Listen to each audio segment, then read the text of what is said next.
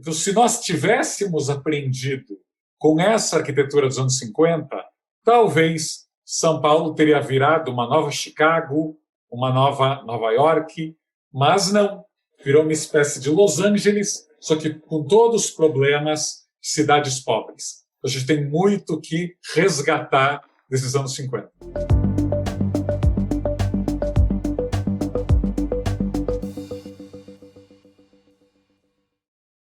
Hoje tenho a satisfação e a alegria de receber o Raul Justilores, que é redator-chefe da revista Veja São Paulo, jornalista formado na Universidade Católica de Santos, foi editor do caderno Mercado, da Folha de São Paulo, e correspondente em Pequim, Nova York, Washington, Buenos Aires. Além de ser um cidadão global, ele é apaixonado por urbanismo e arquitetura, assuntos sobre os quais escreve no blog São Paulo nas Alturas, da revista Veja São Paulo. Tem um livro com o mesmo título, lançado em 2017 pela editora Três Estrelas. Raul, obrigado pela tua presença, uma alegria ter você aqui. Eu que te agradeço, Marcelo, e quero te elogiar aqui publicamente por você, sendo reitor da Unicamp, num momento aí de tantos desafios, tantos problemas, abrir esse espaço para comunicação.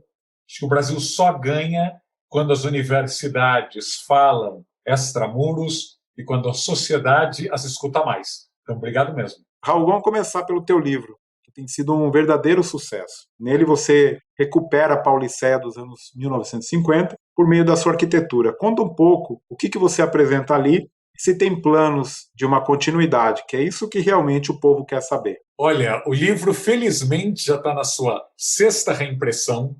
É um sucesso inesperado para mim, mas eu acho que o momento foi muito oportuno de lançar esse livro. Todo mundo reclama da qualidade de vida nas cidades brasileiras, nas distâncias, no deslocamento, no transporte ruim, na habitação, na feiura, na má relação com a natureza. E essa São Paulo dos anos 50 tem lições que até hoje são muito vigentes.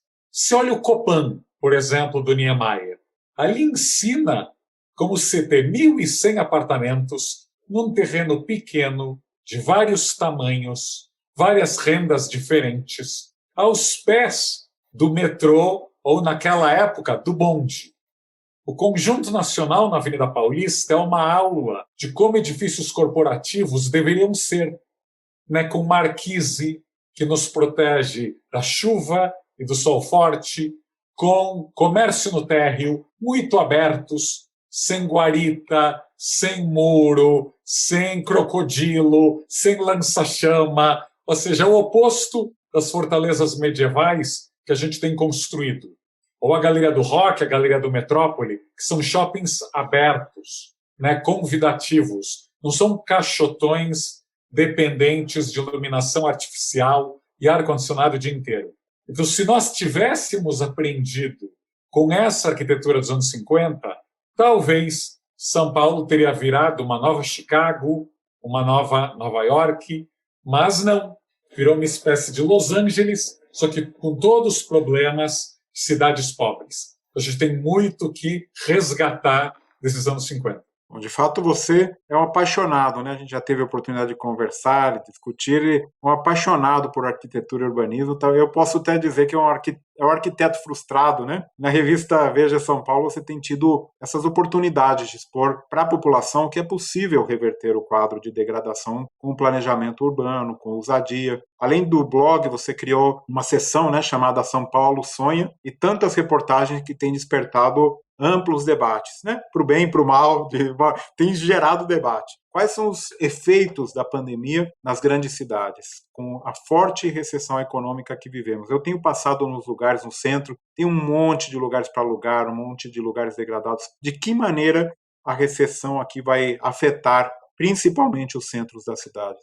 Olha, nós demos várias capas na Vejinha sobre a agonia do centro, sobre o problema da habitação, né, sobre a má distribuição do verde e, ao mesmo tempo, a destruição dos nossos mananciais, né, o nosso desrespeito com a água, né, da Guarapiranga ou da Billings.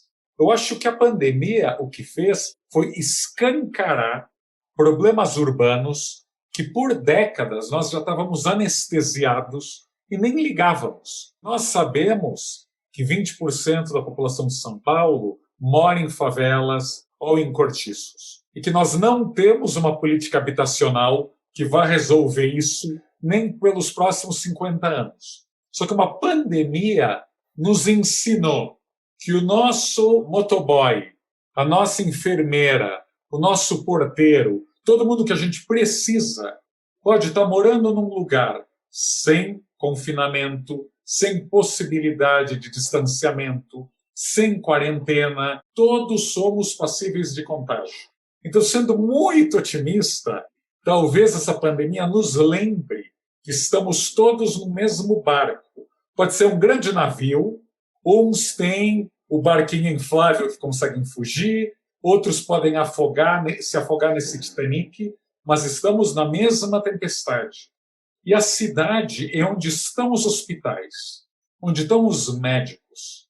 Né? Você pode ser rico o suficiente para se isolar numa prainha, num condomínio fechado, e achar que o futuro de home office é passar os próximos 20 anos num condomínio fechado, o que eu acharia uma chatice, aliás, porque a cidade é onde tem a surpresa, o encontro, mas é aqui que estão os médicos, as clínicas, a resposta rápida, aqui onde estão os empregos. Para a maior parte da população brasileira, não há possibilidade de você se isolar e abrir uma pousada numa praia paradisíaca. Ou seja, as respostas estão nas cidades, onde 85% da população brasileira vive. Agora, a gente tem que melhorá-las. Né? É algo muito comum, a gente reclama muito de São Paulo, as capitais nordestinas, as capitais do Sul. Porto Alegre e Curitiba são violentas. Brasília é uma cidade disfuncional. Então, a gente não aprendeu a fazer cidades, e acho que agora tem uma emergência. Né? A gente gosta de gastar dinheiro em coisas simbólicas. Brasília, estádios, arenas, trem-bala. Agora a gente não sabe construir metrô, não sabemos fazer habitação próxima de onde estão os empregos. Esse tipo de desafio a gente vai ter que começar a encarar. Justamente quando eu vou para São Paulo, passeio no centro, aqui mesmo em Campinas, né, vejo um passado glorioso muito deteriorado. E o mesmo tem acontecido em grandes cidades do Brasil. Uma das últimas viagens que eu fiz foi para Belém, né, que é espetacular, completamente deteriorado muita parte do centro. E isso acontece em muitas cidades do Brasil e do mundo, infelizmente. Como a gente poderia fazer para recuperar e reocupar os centros de grandes cidades? Tem alguma saída para isso? Olha, há várias saídas que o mundo tem feito e que nós somos muito vagarosos em implementar. Eu até já escrevi na Vejinha sobre o Porto Digital no Recife, que é uma baita iniciativa, né? Você levar startups, empresas digitais, para ocuparem os casarões do Recife Antigo, mas mesmo lá, depois de 20 anos, as aprovações para se transformar prédios históricos em residenciais são lentíssimas. Às vezes, para você colocar um elevador, mudar uma escada, criar uma passagem interna entre dois casarões, pode levar 5 anos. Essa burocracia que diz se importar com a preservação, na prática está castigando esses prédios. Porque se ninguém ocupar e se todo mundo desistir deles, eles vão cair. As nossas cidades não são ricas o suficiente para tudo virar museu. Então, o centro do Rio, o centro de Campinas, o centro de Salvador, tem que ter usos viáveis economicamente. Então, tem que ter moradia, tem que ter empresa, tem que ter escola, coworking. E ainda somos muito lentos para esses retrofits, essas adaptações. Eu diria que a gente brinca entre dois extremos. Ou quando alguém quer restaurar, a gente quer que o azulejo original de Belgrado seja importado e que a gente traga 100 especialistas de Moscou para restaurar o telhado, ou a gente deixa cair, abandonar, pegar fogo, virar cinzas. Aí, tudo bem.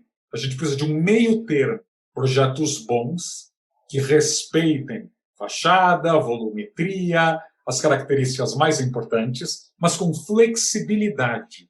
Se o Coliseu Romano tem pontilhões para cadeirantes, não é possível que casarões dos anos 30 no Brasil não possam ter a permissão de ter rampas, elevadores e instrumentos de acessibilidade. Tem algo errado aí. Mudando agora completamente de assunto, mas aproveitando a tua imensa experiência como jornalista, como você tem enxergado o momento que estamos vivendo de negacionismos, fake news e tantos outros fenômenos agrupados em um guarda-chuva aí chamada pós-verdade? Qual que é o papel do verdadeiro jornalismo nesse momento tão crítico? Olha, eu acho que a teoria de conspiração, né, que sempre existiu, ela é mais fértil em lugares onde reina a desinformação. Então, nós somos um terreno muito fértil para teorias da conspiração, para mentiras bem contadas, para fake news. Quando você lê muito, quando você estuda, quando você está acostumado a ouvir diversas fontes, você tem aí um cabidal de informação para não ser ludibriado. Aquela pessoa mais ingênua, mais inocente, sempre caiu num golpe na esquina de alguém querendo vender algo. Olha, assina essa promissória. Ou seja, a ingenuidade ela é fruto da desinformação, da ignorância. Claro, o WhatsApp ou o Facebook são amplificadores dessas mentiras e desses boatos. Agora, se você tem uma sociedade muito educada ou muito informada, você tem aí escudos, obstáculos contra essa boataria. O problema é que no Brasil, a falta de leitura e informação são suprapartidárias e acontecem entre todas as classes sociais. Eu sei que é comum no Brasil a gente falar, não, o livro é caro, os nossos mais pobres são muito dependentes de novelas e de TV, e eu rio desse classismo porque a nossa classe alta não é muito lida, nem muito estudada. A nossa classe alta no interior de São Paulo não criou grandes livrarias, bibliotecas, óperas, museus. Não sei por que dizem que a Califórnia brasileira ou Texas no Brasil, eu digo, opa, o interior de São Paulo não é como a Califórnia ou como o Texas. Os nossos ricos ainda preferem a 4x4, jet ski, a ilha em Angra. O status aqui não tem a ver com informação. As escolas particulares da capital, de São Paulo, muitas delas reconhecidas por um único nome, elas podem ser caras e podem ser boas no networking, mas a qualidade está longe de ser boa. Por outro lado, o jornalismo tem problemas de financiamento graves. O dinheiro da publicidade foi quase todo canalizado para dois monopólios, Google, YouTube, Facebook, Instagram, e as pessoas não querem assinar para ter informação. Elas acham que informação é commodity e que vão conseguir tudo de graça na internet. Se ninguém está disposto a pagar para ler e não tem anunciante, as redações são cada vez mais júniores, pagam salários menores e têm equipes mais reduzidas para cobrir o mundo cada vez mais complexo. Quantos correspondentes brasileiros hoje existem na China? Essa é uma grande pergunta. Quando eu morei lá, tinham 10 pessoas. Tudo bem, ia ter Olimpíada, então esportes tem essa importância toda. Agora, se hoje em dia, se uma TV Globo ou uma Folha de São Paulo não tem um correspondente contratado em Pequim ou em Xangai, é um escândalo. Então a pergunta é, a nossa elite empresarial, a nossa elite política, não sabe o que é a China? Ou não se interessa? E se você expandir isso, quantas coisas a nossa mídia não está cobrindo?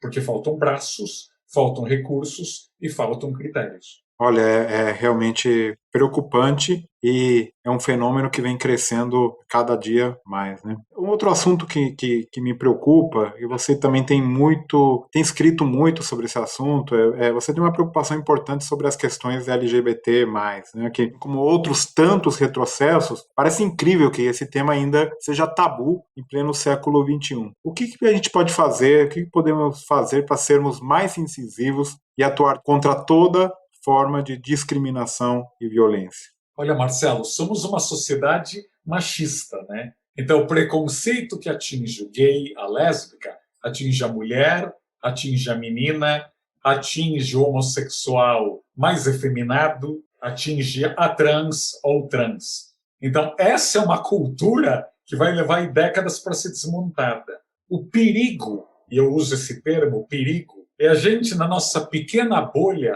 achar que o preconceito já acabou. Eu lembro que nos Estados Unidos, quando Obama foi eleito, né, se dizia, agora o racismo ficou para trás. E olha só quanto estavam errados, né, em achar que o racismo tinha ficado para trás. No Brasil, a mesma coisa. Não é porque tem alguns gays em novela, porque tem alguns gays aí mais visíveis, que nós não tenhamos preconceito, muito pelo contrário, né? Quantos governadores, quantos prefeitos gays o Brasil tem? O Brasil escolheria um presidente que fosse abertamente gay, casado ou com um namorado ou solteiro, né? Quantos apresentadores de TV, jornalistas, atores famosos ainda estão no armário porque temem perder o carinho do público, da audiência, contratos, mesmo publicidade?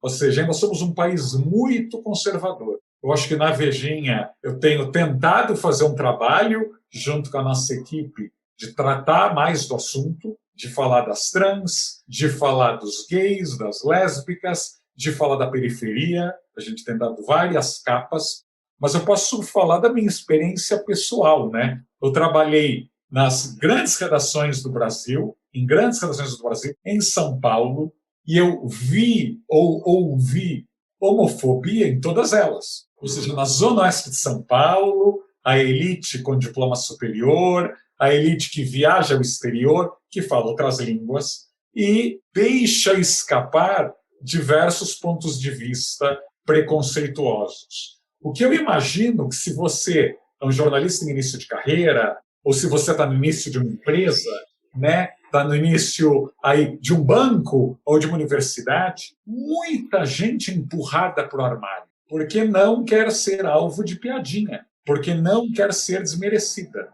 Então, uma coisa que eu sempre falo é como as lideranças socializam. Isso é algo, para mim, obrigatório. Se num banco, se numa universidade ou numa agência de publicidade, todos os diretores são homens brancos heterossexuais que jogam futebol no fim de semana e as amizades se aprofundam nesse futebolzinho, nesse churrasco, as mulheres e os gays estão de fora. Ou pessoas que não frequentam a reunião de filhos na mesma escola de elite desses diretores. Então, os líderes, as lideranças têm obrigação de tentar diversificar os programas, as atividades, os encontros, para que não seja não só um clube de bolinha, pior que isso, que não seja um clube de iguais, né? Que nas empresas só gente muito igual, os mesmos gostos, mesma roupa, frequentando os mesmos lugares, que possa ascender profissionalmente. Isso, aliás, é ruim para os negócios. Você deixa vários pontos aí cegos do seu negócio se você ignora, se você não ouve o que outras pessoas, outros grupos têm a dizer. Bom, eu queria que você recomendasse para a gente, então, algum livro, algum podcast, uma série, um canal no YouTube, o que vier na tua cabeça aí. Pode ser tudo também.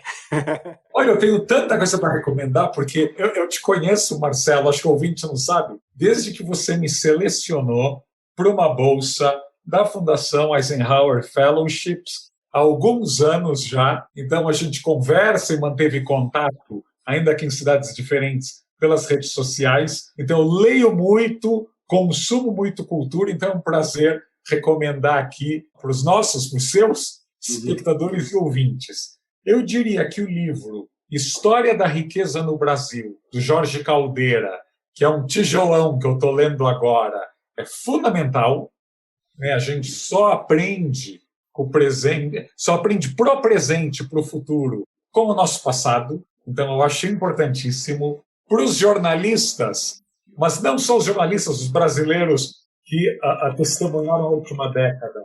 A organização da grande Malu Gaspar, da revista Piauí, que é o livro que conta a história do Odebrecht, é uma epopeia quase shakespeariana. Então, eu recomendaria esses dois livros. Há uma série na HBO chamada Pátria, que eu achei um espetáculo, que é sobre os efeitos do terrorismo, da divisão política, dos ódios num povoado do País Basco. E impressionante como Pátria, a série, traz aí uma ideia universal e tão atual, né? As pessoas que, por visões políticas, deixam de ouvir os demais e passam a amaldiçoar quem pensa diferente, até as últimas consequências. Pátria, ainda que seja uma série sobre o terrorismo, ela é uma série sobre covardia, sobre o ataque da manada e sobre a dificuldade de reconciliação. Então, recomendo aí profundamente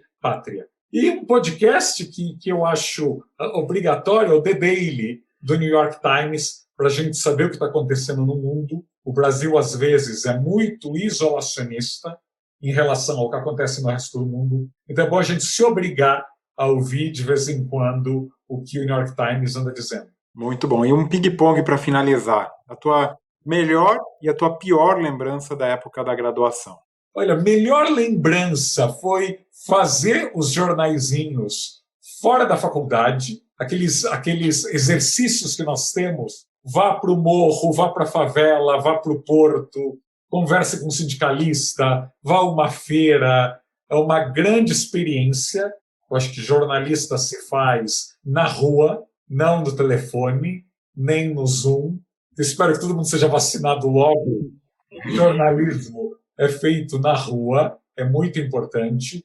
E a minha pior lembrança era da quantidade de professores que marcavam ponto, que não eram apaixonados em lecionar. Eu lembro que muitos professores, na minha época de graduação, tomara que isso tenha mudado muito, chegavam 20 minutos depois de começar a dar aula, saiam antes de terminar, faltavam, esqueciam aí de indicar um substituto. E muitos, pior, eram os mais populares, quanto menos trabalho passassem. Então tinha aí um acordo, um pacto de mediocridade, de preguiça entre muitos alunos e professores. Eu lembro que eu protestei muito, eu era um aluno enxaqueca, de cobrar, olha, temos que trocar esse professor, etc. Mas não me arrependo em nada. Eu acho que a gente aprende a ser cidadão, de alguma maneira, sem depender do pai e da mãe na escola, é na universidade. Você exigir ensino, exigir cobrança e aprender aí o sacrifício que é aprender tanto num espaço aí de 4 a 5 anos. Muito legal. E se você agora tivesse a oportunidade de fazer um doutorado em algum lugar do mundo, qual que é o teu campus dos sonhos? Onde você iria? Uau! Olha, essa é uma pergunta dificílima, porque como eu viajei muito, eu vi universidades deliciosas, né? Então, a NYC e Columbia, ambas em Nova York, são incríveis por serem universidades urbanas. Então, o aluno, o corpo docente, eles estão no meio da cidade. Aliás, e que cidade, né? Nova York. Então, você tem ali palestras e eventos com as lideranças de todo mundo. Né? Não tem um Nobel de literatura, ou de física, ou de economia, que não dê uma passadinha por Nova York, que vá lá dar uma palestra, uma conversa em Colômbia ou na NYU. Mas, assim, o MIT, Harvard, Stanford, eu também não recusaria, mas eu acho que essa experiência urbana é fundamental. Eu acho que os alunos, eu acho que é um problema aqui de São Paulo, a cidade universitária da USP é muito isolada da cidade, geograficamente falando, né? Ainda é um lugar mais acessível para o carro do que para o pedestre. E eu acho que é fantástico quando a cidade e a academia estão casadas, estão misturadas entre si. Muito legal. E alguma aula inesquecível que você tenha assistido? Nossa, muitas. Eu diria aqui em Santos, né, onde eu estudei, com o Dirceu Fernandes Lopes, que é um professor jornalista que ama lecionar e ama passar algo que é muito difícil, que é a paixão pela verdade, pela informação, pela checagem, por não ter preguiça, por buscar o máximo de fontes. Ele é professor, aliás, aposentado aqui da ECA USP também. E eu acho que, de longe, as melhores aulas que eu tive em Santos e que me empurraram a me tornar jornalista. Um jornalista ou uma jornalista, um arquiteto ou arquiteta que você admira? Nossa, isso é dificílimo. Sabe? O que vem na cabeça? O que vem na minha cabeça? São perguntas muito difíceis. está sendo um jornalista malvado. Eu diria que jornalistas que eu admiro. Eu falaria, então, da Malu Gaspar, que eu já citei, da revista Piauí, não perca o que ela escreve. Rui Castro, pela independência, pela graça no texto, pelas biografias. Eu ainda acho que Metrópole nos anos 20, o livro dele sobre o Rui Castro, sobre Nelson Rodrigues, são obras-primas. Eu gosto muito do Rui Castro. E arquitetos, eu gosto muito dos arquitetos que fazem obras que interagem com a cidade. Então, no exterior, eu sou fã do Renzo Piano e do Herzog de Meuron. O Renzo Piano fez o Beaubourg, né, o Pompidou em Paris, que cria aquela praça espetacular no meio do Marais, em pleno centro histórico parisiense, né? E o Herzog de Meuron fizeram a Tate Modern em Londres, que é espetacular, e fizeram um ginásio numa favela em Natal, no Rio Grande do Norte, Pro Bono, que é uma obra-prima. E aqui no Brasil, eu citaria uma arquiteta pouco conhecida, que é a Maria Bardelli, que é a arquiteta que projetou a Galeria do Rock e a Rua Nova Barão e o Hotel Hilton. Também são prédios que fazem esse diálogo muito bom com o entorno. E qual que é a tua grande habilidade que não está no seu currículo? Essa é uma pergunta dificílima, porque eu falo que se eu não fosse jornalista, eu passaria fome.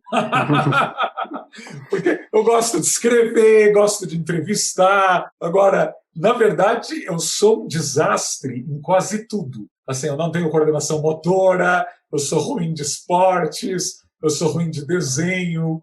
Aliás, quando você brincou, se eu seria um arquiteto frustrado, impossível. Eu não tenho senso de direção, eu não sei fazer um traço, nem com a ajuda de régua.